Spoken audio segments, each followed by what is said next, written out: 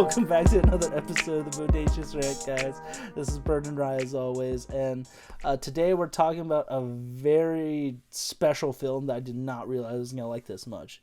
It is Guillermo del Toro's rendition of Pinocchio that's on Netflix everywhere. So it's a claymation movie, so it's a good mix between all the live action iterations and then the animated one, just because of the claymation, because you have something physical yet colorful and artsy like that. This is also a non-spoiler review. I know usually we do with stuff like this because it's everywhere, but this is definitely one of those movies we chose not to be. We don't want to spoil it for anybody because it's that good. I never expected it to be this good. This is automatically one of my favorite movies of this year, and that's up there.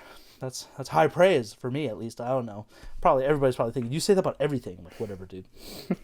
But I mean, there's something to be said about that, right? I mean, this is the story of Pinocchio. It's one that pretty much everyone has heard of before. Everyone knows at least some rendition of the Pinocchio story. I think it actually might be like one of the most like adapted like fantasy stories. You know, we got the Disney movies and we got other like renditions. Like, there's certainly been a lot of foreign films like, you know, takes on it. So this is a story that's been told over and over and over again. But this time, you know, the man behind the story is Guillermo del Toro, and he definitely brings his own, you know, dark fantasy sensibilities to it, and it takes what we know of the Pinocchio story and makes it fresh and different, and he injects it with new life, and like you said, like with the story like this that we've heard time and time again, you know, you would go and thinking, oh, okay, it's just going to be like another Pinocchio story. I mean, like we just got the live action remake earlier this year with Tom Hanks, and you know that came out and sort of reinforced it reinforced everyone's idea of like, you know, maybe we shouldn't be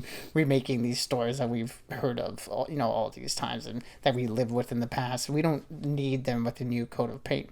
But when you do it like this, like the way Del Toro has done it in this movie here, it's well worth it. Like man, just the artistry behind it all is just simply amazing. Again, he brings over his sensibilities from, you know, all of his other movies, like, you know, Pan's Labyrinth, and, you know, not necessarily the Blade movies, but, you know, like something like Hellboy, where he like delves into the fantastical elements, and he brings that to this, you know, this children's story, and where he makes it, like you said, for a little bit for more, like, not necessarily adults, but older audiences, I would say. Yeah, it's definitely a more mature film. Not to say that kids couldn't watch it, but there's some definitely moments in this that I don't think kids could really understand very well. So this is definitely for like teen. It's like a PG-13 movie, but anyways, essentially this story of Pinocchio takes place in World War II Italy, so that already says enough. And Geppetto loses his child, and indeed crafts a boy made of pine, hence the name Pinocchio. And yeah, I mean, again, that's really as far as I can go, because again, it's a story we all know of, but this definitely adds a little bit more to it, in my opinion, to definitely differentiate it from the other stories. And man, it's got such a stacked cast. That was one of the things I was like, man, not only has Guillermo worked with plenty of these people, like a couple of times, but it's enough to be like, damn, he's one of those directors that if you're attached to one of his works, I was telling Bern about this just before we start recording, if you're attached to one of them or worked with him in some form or another, that's a big deal in Hollywood right now, like at least within the last 10 years, because he's made great films like Shape of Water, the Hellboy movies. He had another series on Netflix I still have to watch, The Cabinet of Curiosities, that's also doing really well, so I can't wait to watch that after this. But it has Finn Wolfhard as a boy Candlewick, has Ewan McGregor as the Cricket, David Bradley, who we all know as either Mr. Filch or Walder Frey. Walder Frey, thank you, from Game of Thrones. Yeah. I was like, oh my god, that he was also in The Strain. I forgot the name of his character in that show, but yeah, those two are that show. Yeah, that show has not ones. aged well, unfortunately. It just, I never even finished it, but also had Ron Perlman in it, Tilda Swinton, Cate Blanchett, Christoph Waltz. Again, this cast is like 5 out of 5 stars, like top of the line actors. And it was nice that Christoph Waltz is getting in more stuff, because he hasn't really been in a lot in the last few years. I don't know why. Maybe he's super picky with projects or doing other stuff. I don't know, but so not only is the cast great, the story is solid with a few little minor tweaks to really make it stand out. The animation, this is some of the best claymation I've ever seen, and that's like outdoing the Leica studio movies, and those are actually That's a big name in the claymation world. So again, just Guillermo, he has to add his little like fantastical touch to it, especially with some of the creature designs and the character designs. And yep, you got a world renowned movie right there, and it's coming from Netflix, which is the funniest thing because they make some good movies here and there. I love some of their stuff, but nothing made me cry more than just this one. That's all I'm gonna say right now. I'm not trying to sound like a pansy or anything, but goddamn, Guillermo knows how to. He pulls at my heartstrings in the worst way and the best way.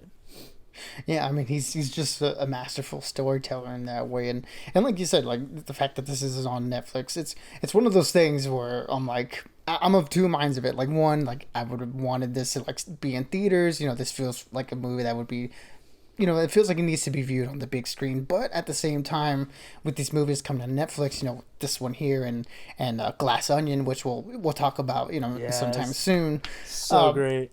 The fact that they are on Netflix makes it a little bit more easier to access for people. So maybe it's reaching more folks in that sort of way. So I can't be too mad at the streaming like platforms in that sense that, maybe it is harder for people to go out to the theaters. They can sit down and watch it at home. That's much easier. So, I mean, just the fact that this movie's on there, I think a lot of people should definitely go check this one out. Like, again, it's on Netflix. It's the easiest thing to do, and I think it's one that a lot of people will walk away from.